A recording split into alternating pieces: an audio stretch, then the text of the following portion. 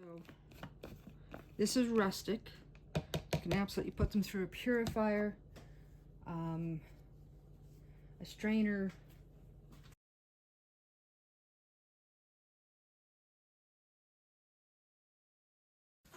This is grated, ground, toasted hazelnut.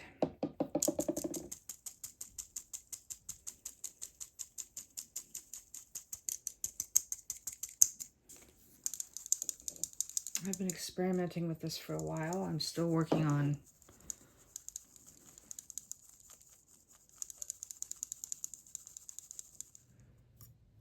we're going for a total of 500.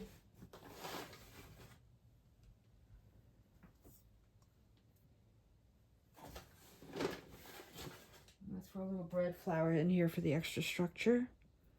So that's 350. Take it to 400.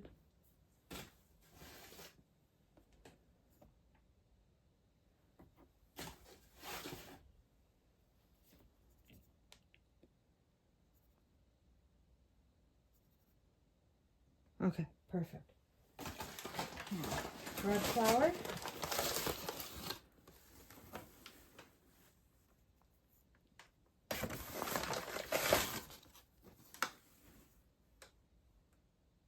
I'm okay if I go a little over.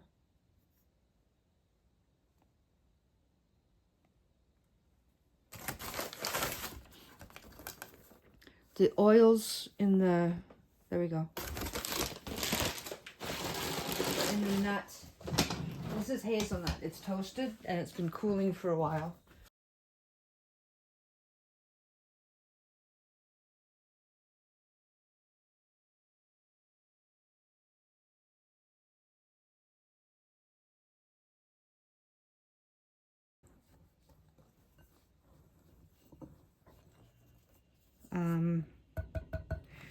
Oil will act like an enrichment in your dough. It will change the crumb significantly. So even though I'm going with a pretty typical recipe here, the crumb will change dramatically because I have added an ingredient. It's still hazelnut flour, but it has oil in it, which will change how the crumb sets up. So in all told, what is in here is 100 grams of bread flour, 70 grams of hazelnut flour, if you want to call it that. It's ground hazelnut that I put through a sieve.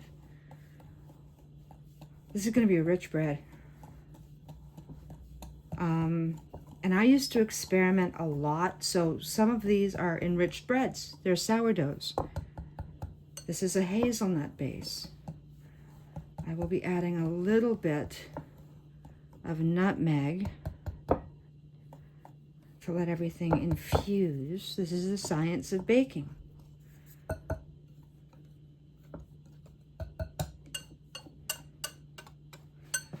And why I do this is this week, whether it is the mushrooms that I am using up. Oh, it's one of those silly little flies that have come in with my groceries, sorry. It's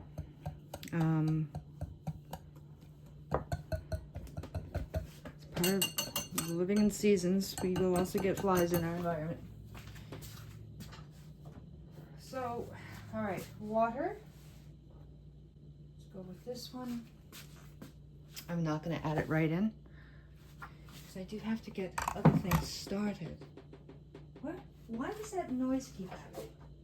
Interesting. Anyways, there's that salt. And we'll use this for the water. Why not? Forgive the mess, please. I'll take the water down to 340 again. 340, 335 is where I'm happiest here. And now that the temperature's getting a bit better.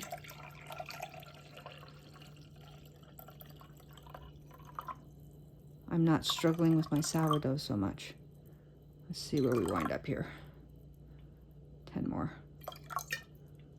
340 it is. Okay. There. Let's get that salt and starter.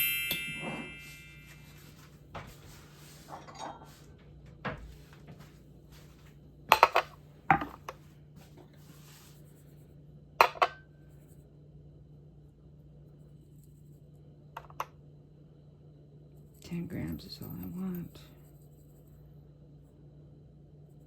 This is sea salt. It's got some impurities.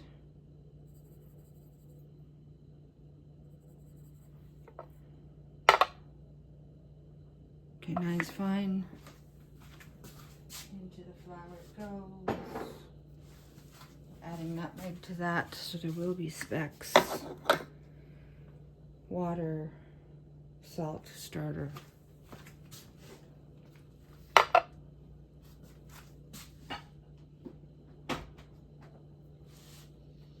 I'm literally using a bowl of starter at the moment because I've got multiple things and I don't want to keep restarting it. So that's why you see this. It's basically a pre-ferment.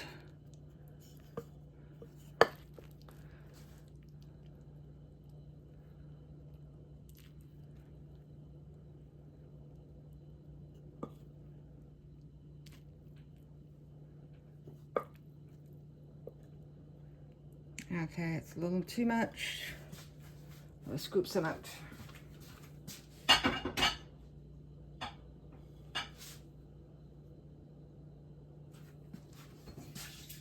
have to do dishes.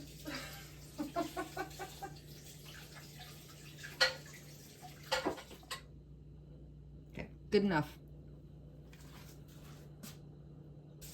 It's a beautiful day to bake bread, which is why I've got so much of this going on. I had to keep it going from yesterday, which is a trick I believe I've shown you. If I haven't, I apologize because I don't know where I am in the lineup at the moment. Okay, so salt's measured out. We're just going to do a grating of nutmeg.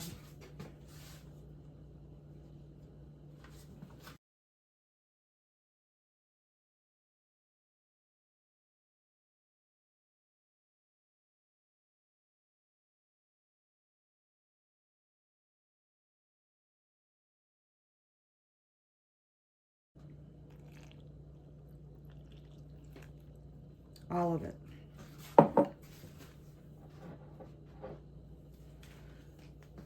If you prefer adding the starter to the water, feel free. These are just different mixing methods. At the end of the day, what makes you happy and works with your system, because it's your system. It has to work with your system, nobody else's. Your life, your schedule, what your intent is. There's no one way to make sourdough.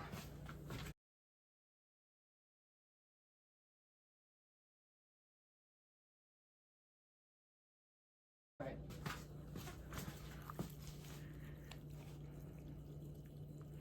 Just like you would be making pasta, and if you haven't made pasta, you make a well, you add olive oil, you add an egg, you add salt.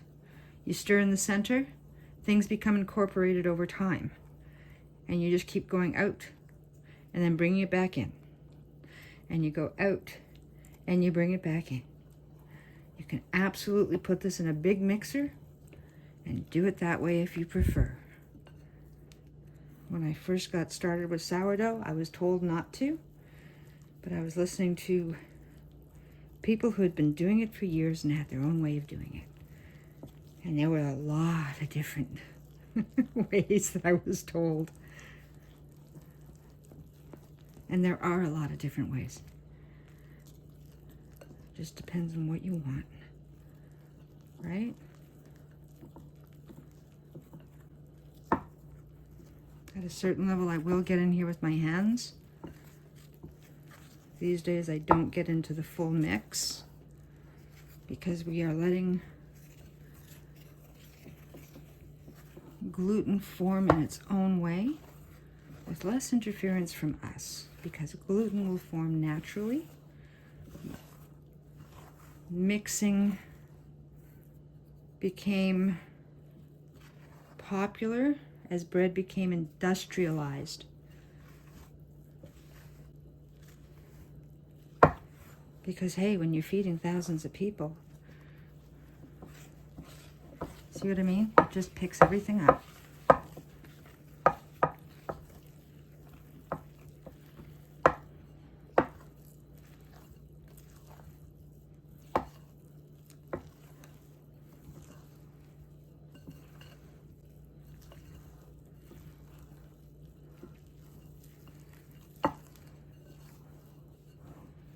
I'm going to be using loaf pans with this for the next few bakes, because in this apartment it's too hot to run temperatures that long when I'm heating a Dutch oven. So it's more, number one, cost effective. Let me get my hands in here with a bit of water. It's not just it's partially the cost. Of running my oven, depending on the time of day, because we get charged full rate during the daytime here. Also, it's just freaking hot. And I've gone from being very cold to very hot. So I have to be careful, because the apartment, even though I did go get an air conditioner, doesn't release heat easily, right? Okay, so I'm going to fold this up a bit. Seems like it's relatively happy. My hands are damp. The hazelnut will interfere slightly with the gluten structure, which is why I added the bread flour. And there we go. That's all we need for now. There. I'll scrape her all down. And then I'll do dishes and get my dog out. And we're gonna have a nice easy day today.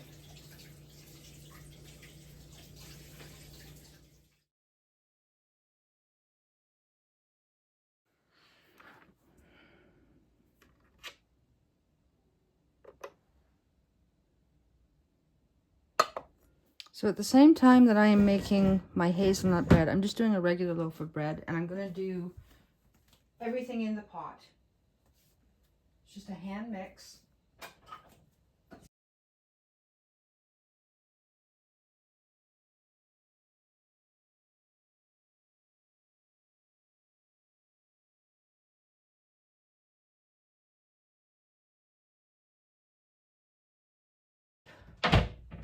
Anyways, so what we're going to do, typical mix, we're going with 500 grams all-purpose.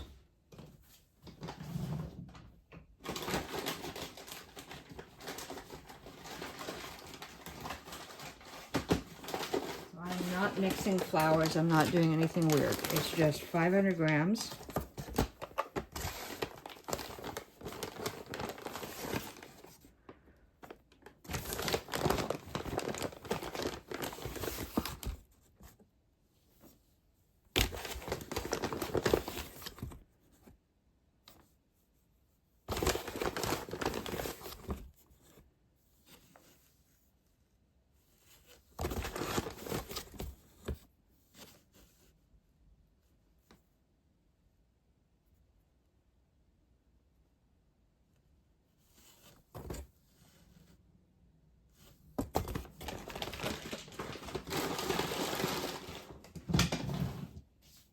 So just good old-fashioned white bread. Now,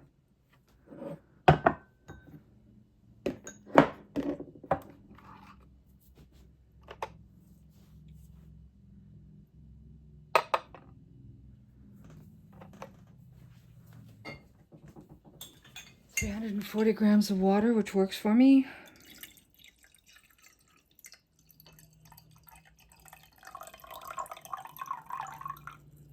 That's too low.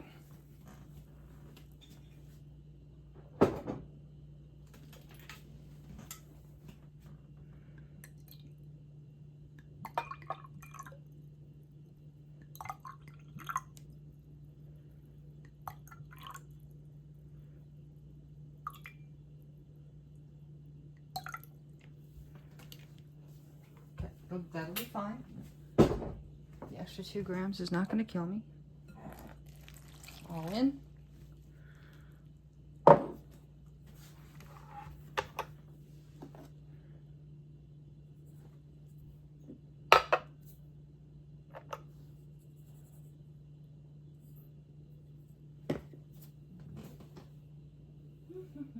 Where's my salt? Okay, yeah, it's where I normally keep it, buried, eh? That's all right. This is sea salt, so it's got some impurities. It's too much. 9 is fine. Odd. Okay, that's close enough. Salt goes in. Let's fill this while it's out.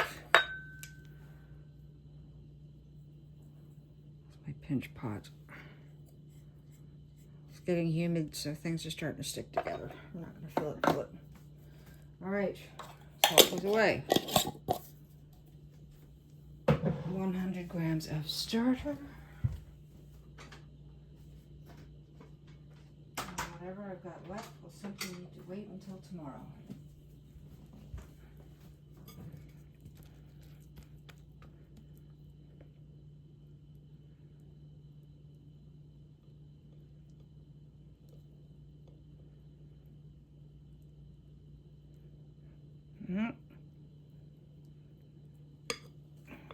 Well, maybe this is all going back in a jar. I don't know. This is a lot.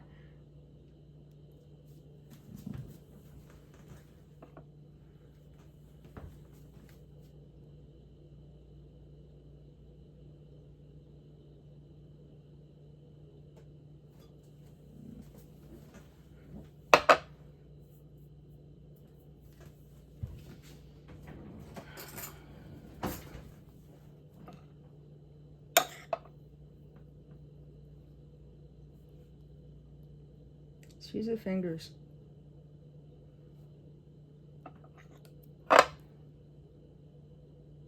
Okay, just that little bit extra. Okay, that's good enough.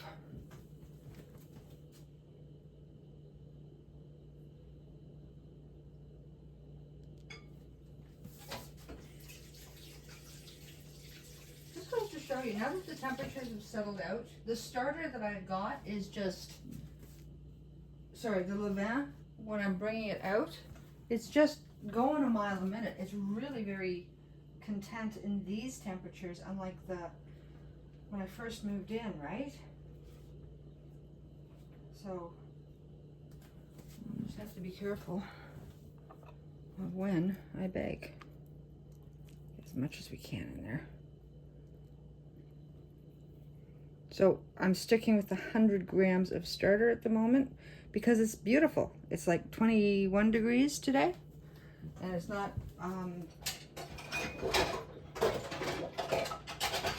there's no fluctuation in temperature, is what I'm saying.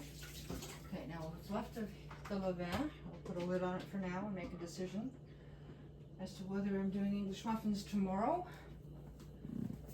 or during the week.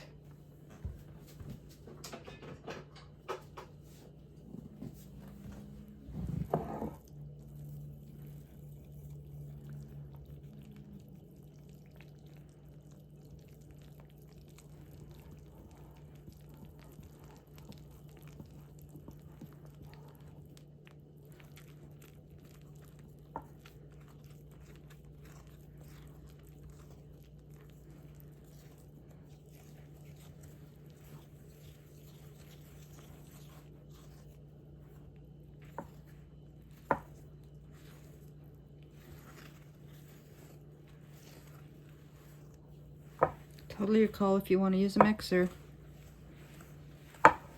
For me, this place is so small, it doesn't make sense to pull it out. Doesn't mean I can't do it. I don't want to do it. So I'm just hand mixing.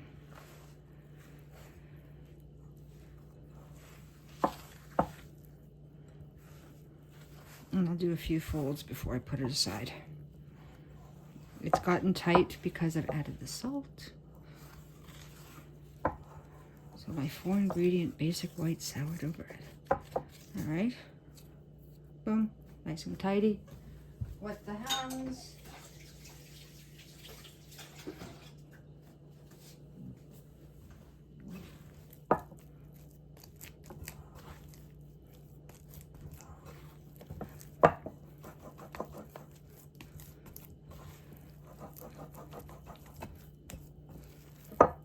It's basically folding.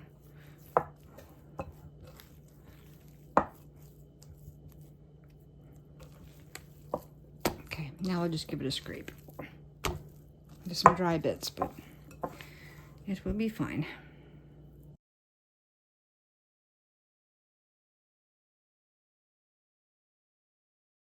So my hazelnut bread has got a half an hour extra.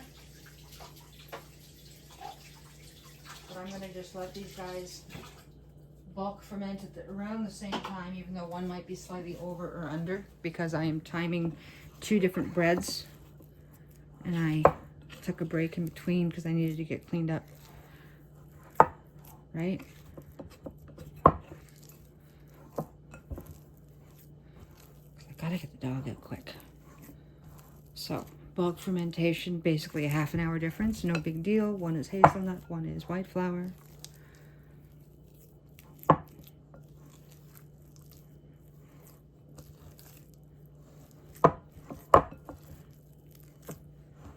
There we go. So, no matter what, this is an example of just one of the mixing methods you can use. Autolyse works. Fermentolese, depending on where you want the emphasis on the syllables, also works.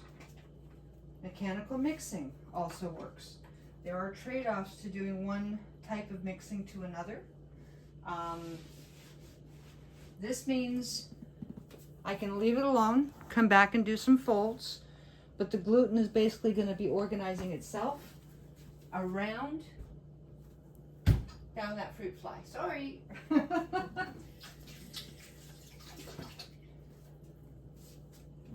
I'm just basically going to let the gluten form on its own with just a few folds. So I'm not doing the autolyse with the hydration and everything else at the beginning. That jump starts the formation of the gluten, but it is not the end all be all of baking bread. It is one way of making bread. There are multiple things that you can do.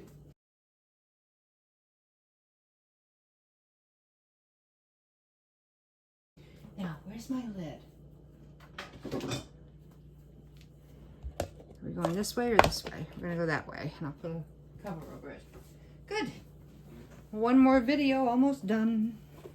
Alrighty, so we're gonna do this one first because the other one's got hazelnuts. And I have to go walk the dog. And I sort of looked at the temperatures. I'm going to assume that it will be, yeah, this is going to go fast. It was 19 degrees when I started this. It's already 20 degrees outside. This apartment collects heat. I'll do one more. I'll be adding extra folds to this because of the fermentolese. We're just going to call it all in. This is my slap and fold method. It works.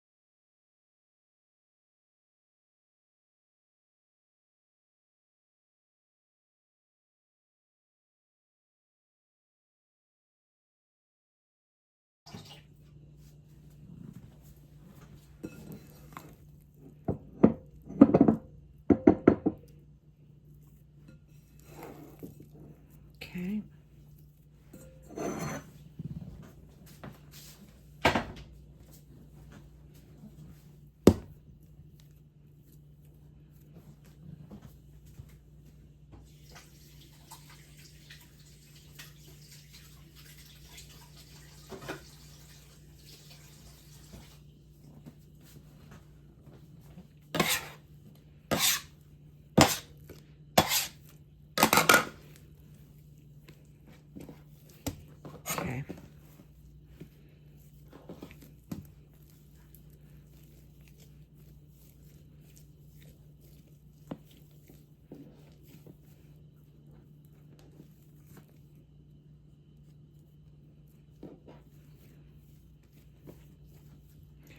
There's loads of ways to shape a dough.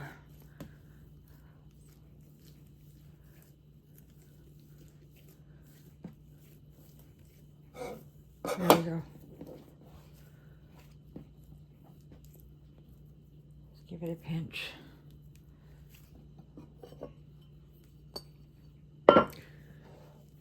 Just stick up olive oil in them. Alright. And just basically leave them alone. Have you been watching me for a while? My first few loaves of bread, I was struggling because of the temperatures in this place. Okay, here we go.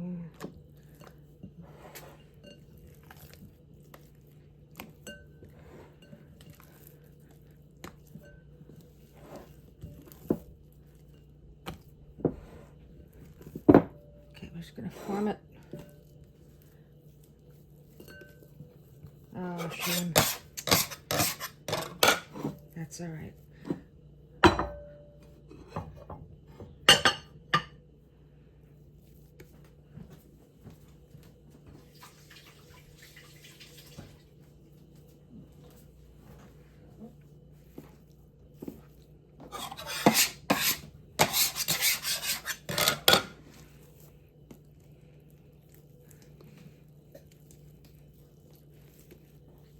Okay. I'm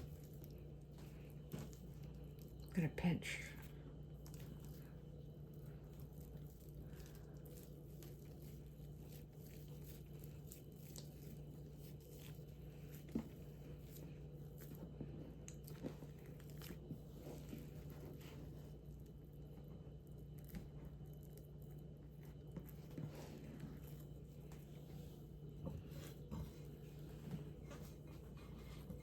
Beautiful. So I think I'm probably ready to bake these in like an hour. That gluten structure is fabulous. I didn't break the skin. I usually break the skin in the first one.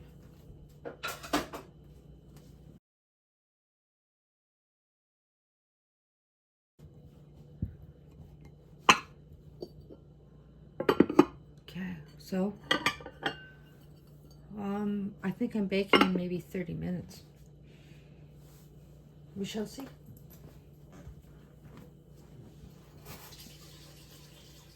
So I just quickly looked. I'm going to show you what's going on now.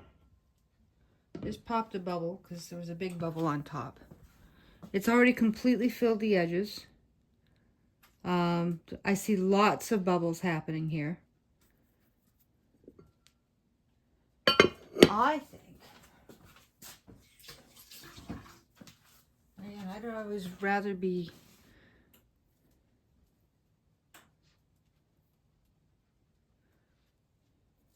erring on the side of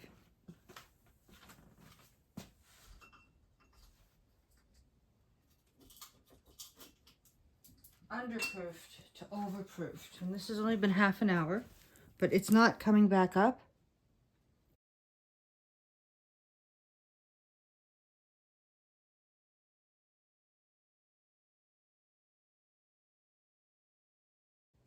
So this is just telling me it's time to go in. So I've turned on the oven.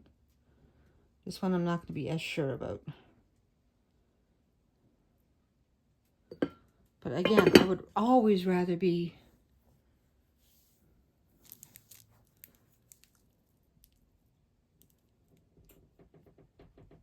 yeah, I don't want bubbles on the surface like that.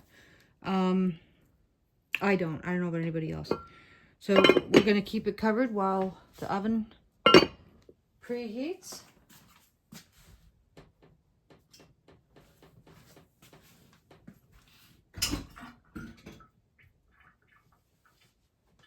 That must be a plumbing vent behind that. Sorry, There's a weird noise every once in a while. It comes behind a wall, and I'm still trying to figure out what it is. I think it's a plumbing vent. Anyways, oven is preheating. It is currently 5:38. It is much warmer outside. I think it's around 22 degrees now, and it's warmer in the apartment. So I am going to go, even if it is underproofed, I'd rather we're underproofed than overproofed. So I'm going to turn the air conditioning while the oven preheats.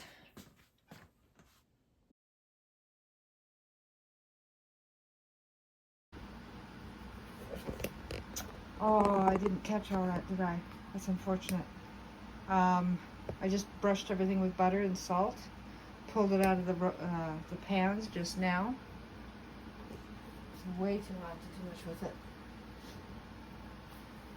Darn it. I was hoping to show as they came out. That's unfortunate. That's okay. That's okay. Still, 2 lovely loaves of bread. Hazelnut, typical all-purpose sourdough. Nothing fancy, using loaf pans. Butter on the crust, salted top. Alrighty, so we've got 2 loaves of bread here. They should be fairly cold, so it's 9 o'clock. I pulled these out at 7. I know I jumped the gun on baking them, but I could see the bubbles. And what I'm saying now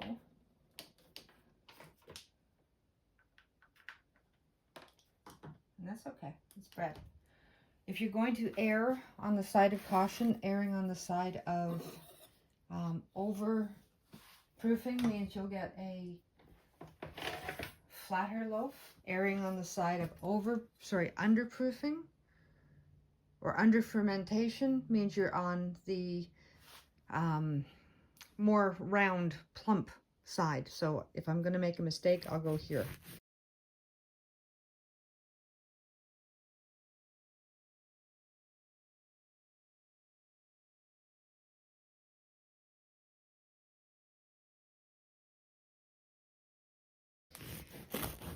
So let's see where we're at. And I know it's underproofed. This. I deliberately didn't score this way because I was in a hurry. But look at that. I want you to see this. Okay, again, underproofed. That's what this is. The crumb sets, even though you have more. This is so much easier to show you on these loaves of bread than it will be on the